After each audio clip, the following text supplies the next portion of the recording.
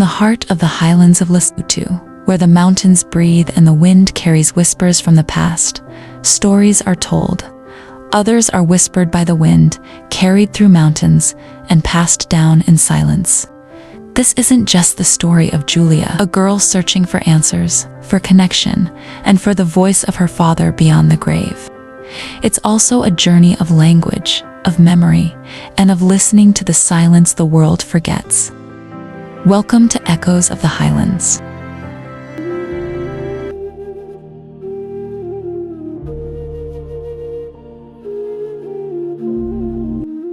The mountains stood still that morning, wrapped in a quiet mist that hung low like a prayer. Julia had always loved the silence of dawn in Habelo, the distant hum of cowbells, the cold air brushing against her cheeks, and the way the earth smelled after a night of frost. The land was alive with memories here. Every rock, every path, every rustle in the wind had a story to tell. But today, the silence felt different. Heavier, hollow. She sat alone outside the rondavel, her knees pulled to her chest, wrapped in her father's old blanket. The wool still smelled faintly of ash and soil. She hadn't washed it, not yet. The clay path just beyond the gate was where she used to wait for him at sunset. Her tall, broad-shouldered father returning home from the fields, his stick tapping the earth with each step, his deep voice singing some old Lesotho tunes that only he remembered. Now, there was only dust and quiet. It had been 6 days since the burial. 6 days of porridge, whispers, and women in black. 6 days of being called an orphan, the girl whose father had died. Mrs. Ann, her grandmother, had kept a small fire going every night. "Spirits don't like a cold home, Julia," she said. But the fire did nothing to warm Julia's chest, where something had frozen solid the night her father collapsed. His eyes wide open, staring into the rafters as if he'd seen something above that none of them could. But last night, something had changed. Julia had dreamt of him, his father, not a memory, not a feeling, a dream, real and sharp. He was standing by the waterfall near the old fig tree, the same place he used to take her as a child, looking at her with those soft, serious eyes. He opened his mouth to speak. No sound came out, only wind, and yet Julia heard it. "Listen to the mountain, Julia."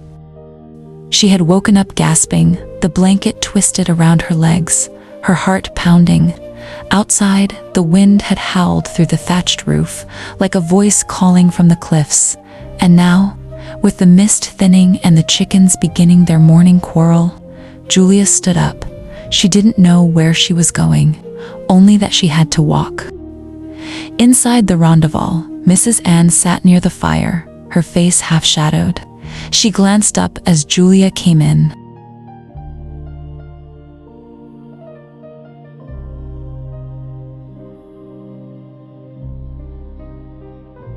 "Where are you going, my child?"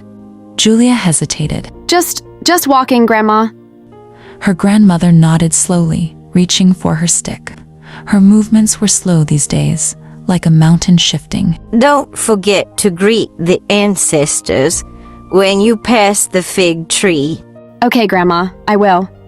Julia responded. Anne looked at her carefully. "You dreamed of him, didn't you? Julia froze. You walk like a child who's been called. The old woman said, poking the fire. When the dead speak, it is not always with words." The path to the waterfall twisted like a memory, old, uneven, and quiet. The ground was still damp from last night's rain, and Julia's shoes picked up small patches of red clay as she climbed.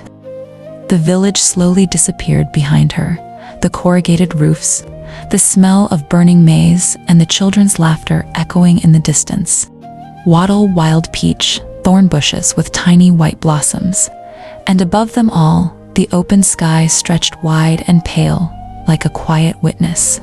She paused near the fig tree. Its thick, gnarled trunk had always fascinated her, a tree older than the village, older than stories.